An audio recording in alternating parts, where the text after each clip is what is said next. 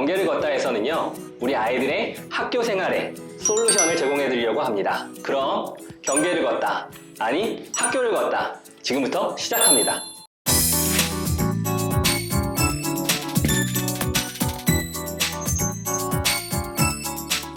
반갑습니다. 경계를 걷는 모든 이들과 함께 하겠습니다. 경계를 걷다 특수교사 보람쌤입니다. 지난 시간 학교를 걷다에서는 우리 아이들의 특수교육 대상자 선정 및 배치 과정에 대한 이야기를 나누었는데요. 오늘은 특수교육 대상자 선정 이후 배치될 학급 유형에 대한 이야기를 나누어 보려고 해요. 이 아이를 키우시면서 1차적으로 결정하셔야 되는 부분들이 있는데요. 그것은 바로 특수교육 대상자로 선정될 것인가 그렇지 않을 것인가에 대한 부분입니다. 특수교육 대상자로 선정이 되면 우리 아이들이 특수교육적 필요와 관련 서비스를 지원받을 수 있고요. 그렇지 않는다면 일반 학교 학생들과 동일하게 진학을 하게 됩니다. 그렇기 때문에 이 부분이 가장 먼저 결정되어야 되는 부분이 되겠죠. 그 후에 특수교육 대상 학생으로 신청하시기로 결정을 하셨다면 특수교육위원회를 거쳐서 특수교육 대상자로 선정 배치되실 텐데요. 그 다음에 따라오는 것이 우리 아이가 어느 학교에 학급 유형에 배치될 것인가 하는 궁금증입니다. 특수교육 대상자가 선택할 수 있는 학급 유형은요, 총 3가지가 있습니다. 첫 번째로 특수학교입니다. 그리고 두 번째로 일반 학교에 있는 특수학급이고요. 또 세 번째로 일반 학교에 있는 일반 학급입니다.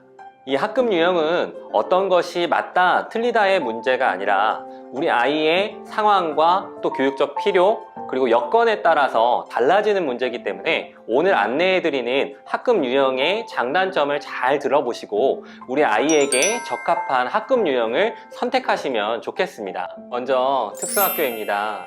특수학교 같은 경우에는 특수교육 대상 학생들만 다니는 학교고요. 그 안에는 특수교사로 이루어져 있습니다. 학교 교육과정 자체가 일반 학교 교육과정과는 조금 다르게 특수학교 교육과정으로 이루어져 있는데요. 쉽게 얘기해서 우리 아이들이 일반 학교에 있는 교과서랑은 조금 다른 교육과정들을 배운다고 생각하시면 되겠습니다. 아이들에게 개별화된 맞춤형 교육과정이 진행되기 때문에 아무래도 특수교사로서 이루어지는 전문적인 역량들을 배우실 수 있다고 생각하시면 되겠습니다.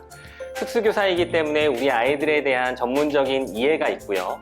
또 아이들의 수준에 맞게 적절한 교육적 지원이 진행되기 때문에 이러한 측면 또한 장점으로 볼 수 있겠습니다. 특수학교는 유초, 중고, 그리고 전공과까지 함께 이루어져 있는 경우들이 대부분이기 때문에 우리 아이들의 안정적인 진학이 가능합니다. 또한 전문적인 진로 직업 교육이 잘 갖춰져 있어서 경계선지능 친구들에게 있어서 진로에 대한 걱정이 조금 덜어질 수 있다는 장점 또한 있습니다.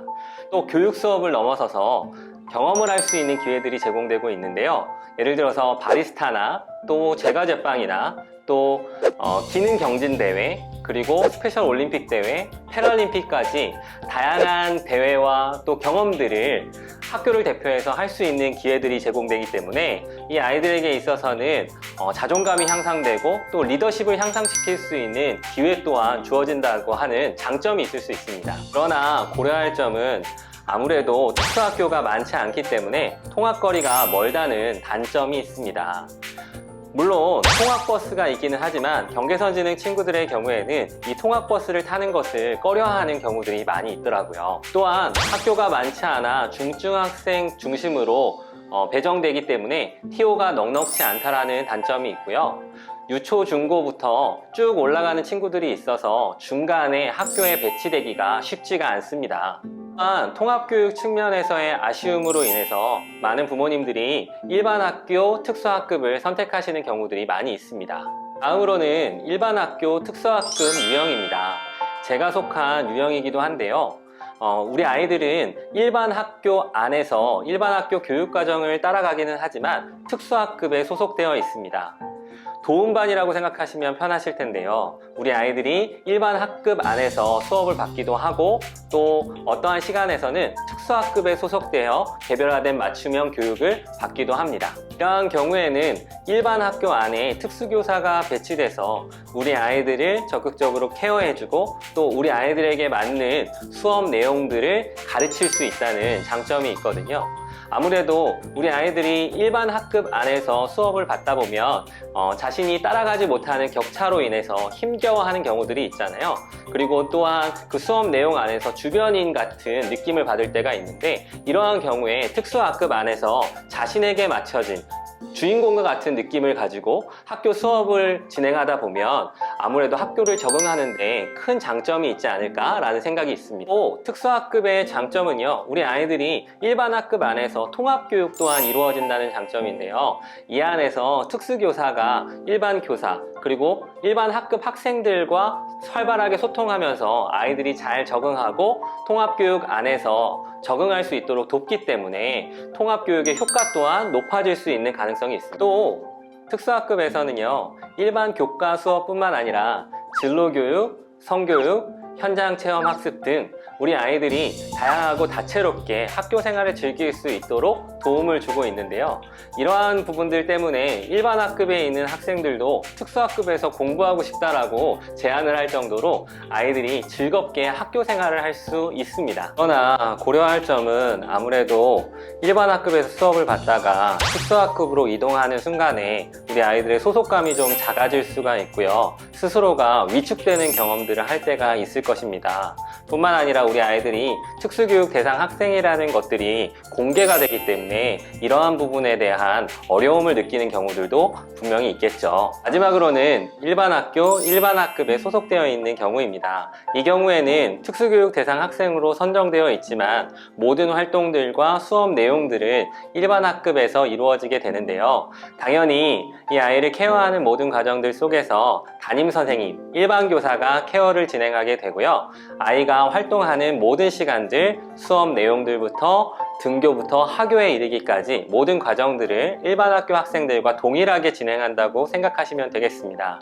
이것에 따른 장점은 자연스럽게 통합교육이 이루어진다는 장점이 있고요. 또한 모든 학교 생활을 일반 학급 학생과 동일하게 하기 때문에 특별한 경우가 아니라면 특수교육 대상 학생이라는 것들이 공개되지 않는다는 장점도 있을 수 있겠습니다. 뿐만 아니라 특수교육 대상 학생이기 때문에 특수교육 관련 서비스 지원을 받을 수 있는데요. 이때는 특수교사가 담임교사와 중재를 통해서 혹은 여러 가지 지원 방법들을 제공해 드리기 때문에 특수교육 대상 학생으로서 받는 교육적 필요와 서비스 지원들을 꾸준히 받을 수 있다는 점 또한 장점이 될 수 있습니다. 역시나 고려할 점은 우리 아이들이 특별한 교육적 필요가 있기 때문에 특수교육 대상 학생으로 선정된 것이잖아요. 이러한 교육적 필요를 특수교사로부터 제공받지 못한다는 점은 조금 아쉬운 점이 될 수 있습니다. 또한 일반 학교에서 일반 학급 친구들과 모든 수업들을 같이 하기 때문에 이 안에서 있는 학습적 격차에 대한 스트레스들을 경험하고 그것이 어려움으로 다가올 수 있다는 점 또한 단점이 될 수 있습니다. 뿐만 아니라 특수학급에서 이루어지는 다양한 활동들 속에서도요, 함께 참여를 할 수 없다는 점 또한 단점일 수 있겠네요. 오늘은 우리 아이들의 학급 배치 유형에 대한 이야기들을 나누어 보았습니다. 학급 배치 유형이 어떠하든지 간에 우리 아이들이 특수교육 대상 학생으로서 지원받을 수 있는 국가적인 시스템이 있다는 거 참으로 유익할 것 같은데요. 지금 이 자리에서 이러한 유형이 좋습니다 라고 정확한 답변을 드리지 못하는 점 저로서도 참 아쉽습니다. 왜냐하면 우리 아이들의 유형은 다 천차만별이고 교육적 필요 또한 다양하기 때문에 이러한 부분들이 정확하게 설명드릴 수 없는 영역이겠죠. 그래서 오늘 드린 말씀처럼 장점과 단점을 잘 분석하셔서 우리 아이들에게 필요한 부분이 어디인지 그리고 필요한 영역들은 무엇인지 생각해 보시면서 적합한 교육적 지원을 받으실 수 있는 학급 유형을 선택하셨으면 좋겠습니다. 우리 아이들에게 있어서 학교는 행복한 공간이 되어야 한다고 생각합니다. 그러기 위해서는 조금 더 적절한 교육적 환경을 제공하는 것이 중요할 것 같은데요. 우리 부모님들이 지금 선택하고 고민하고 알아보시는 모든 과정들이 우리 아이들을 조금 더 행복한 학교 환경 속에서 적응시키는 그런 귀한 열매로 맺혀지지 않을까 생각합니다. 그 과정들 속에서 함께 도움을 드리는 경계를 걷다가 되겠습니다. 감사합니다. 성장할 내일을 기대하며 여러분들과 함께 걷겠습니다. 저는 특수교사 보람쌤입니다. 좋아요와 구독은 편견 없는 사회를 앞당깁니다.